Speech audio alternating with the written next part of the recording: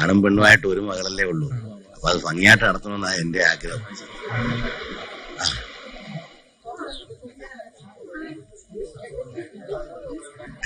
ഞങ്ങൾ താമസില്ലല്ലോ. ഏയ് ഇറങ്ങി വന്നാട്ടെ.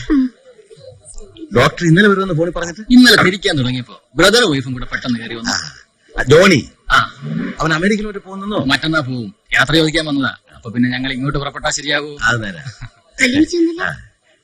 എല്ലാരും എത്തിയിട്ടുണ്ട്.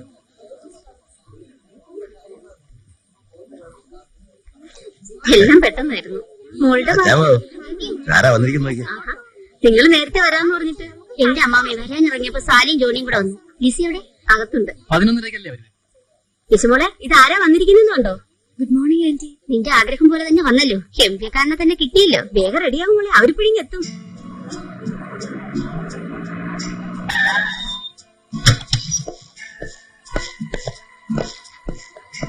ഇവിടെന്തോ വിശേഷമാണല്ലോ. ഇന്ന് മുതലാളിയുടെ മകളുടെ കല്യാണം വെച്ചത്. എന്ത് പറ്റിവിട്ടപ്പോ നിനക്ക്? മുതലാളി ഇന്ന് രാവിലെ വല്ല അന്വേഷിക്കുക. എന്താ സാർ കാര്യം? ഇവൻ എന്ത് കുറ്റം ചെയ്തു? മിസ്റ്റർ സൈമൺ ഉണ്ടോ? അതുണ്ട് സാർ. ഇപ്പൊ തന്നെ വേണോ? ഏതായാലും വന്നല്ലേ, ഒന്ന് അന്വേഷിച്ചിട്ട് പോകാം സാർ.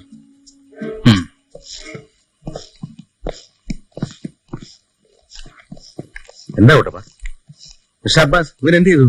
എന്തിനാ ഇവനെ ഇങ്ങോട്ട് കൂട്ടിക്കൊണ്ടത്? ഒന്ന് ഫോൺ ചെയ്താൽ പോരായിരുന്നോ? ഇത് സർക്കിൾ ഇൻസ്പെക്ടർ മിസ്റ്റർ രവീന്ദ്രൻ. ഇതുവരെ കാണാൻ പറ്റിയിട്ടില്ല.